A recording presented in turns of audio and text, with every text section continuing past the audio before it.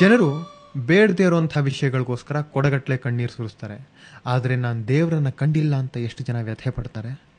ಇನ್ನು ಕೆಲವರ ವಾದ ಇದು, ನಾವು ಭಜನೆ ಮಾಡ್ತೀವಿ, ಸೇವೆ ಮಾಡ್ತೀವಿ, ಆದರೂ ದೇವರು ನಮಗಿನ್ನೂ ಕಾಣಿಸ್ತಾ ಇಲ್ವಲ್ಲ, ಅದಕ್ಕೆ ದೇವರು ಇಲ್ಲವೇ ಇಲ್ಲ ಅಂತ.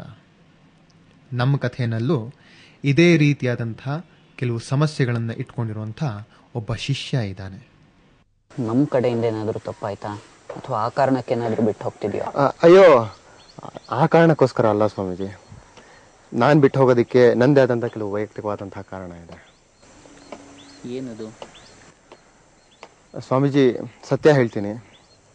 ನಾನು ಹಿಂದೆ ಕೆಲಸ ಮಾಡ್ತಾ ಇರಬೇಕಾದ್ರೆ ಜನರು ದುಡ್ಗೋಸ್ಕರ ಕತ್ತೆ ಥರ ದುಡಿಯೋದು ನೋಡಿ ನನಗೆ ಬೇಜಾರಾಗಿ ಬೇರೆ ಏನಾದರೂ ಮಾಡಬೇಕು, ಏನಾದರೂ ಸಾಧನೆ ಮಾಡಬೇಕು, ದೇವ್ರನ್ನ ನೋಡಬೇಕು ಅಂತ ನಾನು ಇಲ್ಲಿಗೆ ಬಂದೆ. ಆದರೆ ನಾನಿಲ್ಲಿ ಮಾಡ್ತಾ ಇರೋದೇನು, ಇವಾಗ ಸೇವೆ ಅನ್ನೋ ಹೆಸರಿನಲ್ಲಿ ಮತ್ತೆ ಕೆಲಸ. ಯಾಕೋ ನಾನು ಯಾವ ಕಾರಣಕ್ಕೋಸ್ಕರ ಇಲ್ಲಿಗೆ ಬಂದೋ ಅದನ್ನು ಸಾಧನೆ ಮಾಡಿಲ್ಲ ಅಂತ ನನಗೆ ಅನ್ನಿಸ್ತಾ ಇದೆ ಸ್ವಾಮೀಜಿ.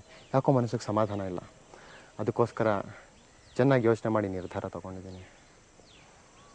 ಚೆನ್ನಾಗಿ ಯೋಚನೆ ಮಾಡಿದ್ದಿ? ಹೌದು ಸ್ವಾಮೀಜಿ. ಸರಿ, ನನಗೆ ಸ್ನಾನ ಮಾಡೋಕ್ಕೆ ಹೊಳೆಗೆ ಹೋಗ್ತಿದ್ದೀನಿ, ಬಾ ಜೊತೆಗೆ.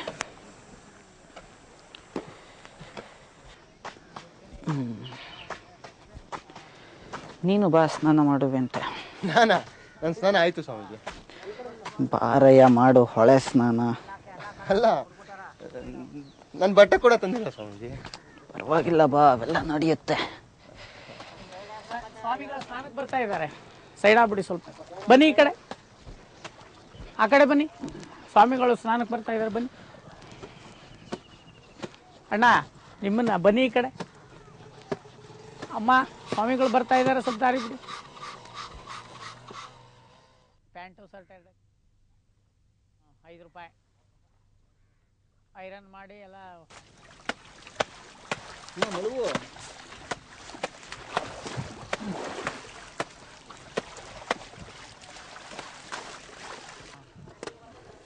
ಹೌದಾ?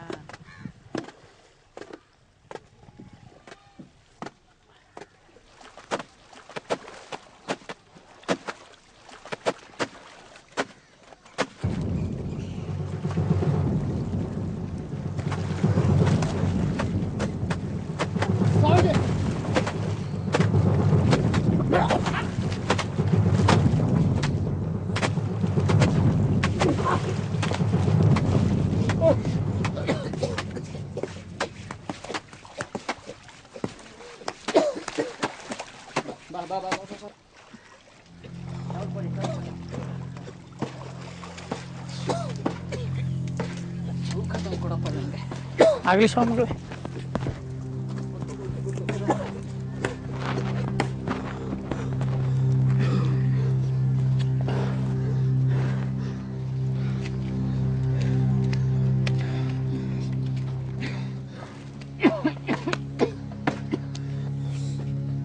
ನೀರಲ್ಲಿ ಮುಳುಗಿದ್ಯಲ್ಲ, ಏನು ಅನ್ನಿಸ್ತಿತ್ತಾಗ? ಏನು ಅನ್ನಿಸ್ತಾ ಇತ್ತಾ? ಸತ್ತೋಗ್ಬಿಡ್ತೀನಿ ಅಂತ ಅನ್ನಿಸ್ತಾ ಇತ್ತು. ಒಂದೇ ಒಂದ್ಸರ್ತಿ ಉಸಿರು ತಗೊಂಡ್ರೆ ಸಾಕು ಅಂತ ಅನ್ನಿಸ್ತಾ ಇತ್ತು. ನೋಡು, ಅಲ್ಲಿ ಉಸಿರಿಗಾಗಿ ಒದ್ದಾಡ್ತಾ ಇದೆಯಲ್ಲ, ಆ ಥರ ಒಂದಿನಾದ್ರೂ ದೇವ್ರಿಗಾಗಿ ಒದ್ದಾಡಿದ್ಯಾ ನೀನು? ನೀನು ಆಶ್ರಮ ಸೇರಿಕೊಂಡೆ, ಸೇವೆ ಮಾಡಿದೆ, ಈಗ ದೇವ್ರು ಕಾಣಿಸ್ತಿಲ್ಲ ಅಂತಿದೆ. ಆದರೆ ಯಾವತ್ತಾದರೂ ಅಲ್ಲಿ ಉಸಿರಿಗೆ ಪಟ್ಟಿಯಲ್ಲ ವ್ಯಾಕುಲತೆ, ಜೀವನದ ಮೇಲಿನ ಪ್ರೀತಿ, ಆ ರೀತಿ ವ್ಯಾಕುಲತೆ ಪ್ರೀತಿ ದೇವ್ರ ಮೇಲೆ ತೋರಿಸಿದ್ಯಾ? ನಾವು ಜೀವನದ ಮೇಲೆ ತೋರಿಸೋ ಪ್ರೀತಿ, ಉಸಿರಿಗಾಕ್ಪಡೋ ಪಾಡು, ಇವೆಲ್ಲ ಇದೆಯಲ್ಲ, ಇವುಗಳ ಥರನೇ ದೇವ್ರ ಮೇಲೆ ಪ್ರೀತಿ, ದೇವ್ರು ಬೇಕು ಅನ್ನೋ ವ್ಯಾಕುಲತೆ, ದೇವ್ರು ಬೇಕು ಅನ್ನೋ ಉದ್ವಿಗ್ನತೆ, ಅದನ್ನು ಬೆಳೆಸ್ಕೊ. ಈ ಥರ ಬಿಟ್ಟು ಹೋಗ್ತೀನಿ, ಓಡ್ ಹೋಗ್ತೀನಿ ಅನ್ನೋದನ್ನೆಲ್ಲ ಬಿಟ್ಟು ಸಾಧನೆ ಮಾಡು. ಆವಾಗ ನೀನು ಹುಡುಕ್ತಿರೋದು ಸಿಗ್ಬೋದು ನಿನಗೆ. ನಡಿ, ಹೋಗೋಣ. ಯಾರು ದೇವರಿಗಾಗಿ ಹಂಬಲಿಸ್ತಾರೋ ಅವರು ನಿಜವಾಗಿಯೂ ದೇವರನ್ನ ಕಾಣ್ತಾರೆ. ಒಂದು ಮಗು ತನ್ನ ತಾಯಿಗಾಗಿ ಹಂಬಲಿಸೋ ರೀತಿ ಒಬ್ಬ ದೇವರಿಗೋಸ್ಕರ ಹಂಬಲಿಸಬೇಕು. ನೀರಿನಲ್ಲಿ ಹೇಗೆ ಮುಳುಗಿರುವವನು ಉಸಿರಾಡೋದಿಕ್ಕೆ ಒದ್ದಾಡ್ತಾನೋ ಆ ರೀತಿ ಒಬ್ಬ ದೇವರನ್ನ ಕಾಣೋದಿಕ್ಕೆ ವ್ಯಾಕುಲ ಪಡಬೇಕು.